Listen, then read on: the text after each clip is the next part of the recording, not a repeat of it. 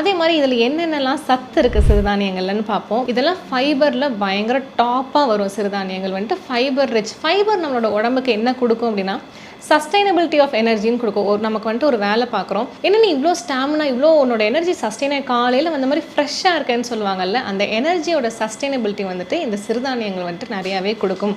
Fibre rich foods கொடுக்கும் அப்படின்னு சொல்கிறாங்க. ரெண்டாவது மூணாவது விஷயமா நமக்கு வந்துட்டு ப்ரோட்டீன் இருக்குது, அயன் இருக்குது, கால்சியம் இருக்குது, பீட்டா கேட்டனாய்ட்ஸ் இருக்குது, எசென்சியல் ஃபேட்டி ஆசிட்ஸ் இருக்குது.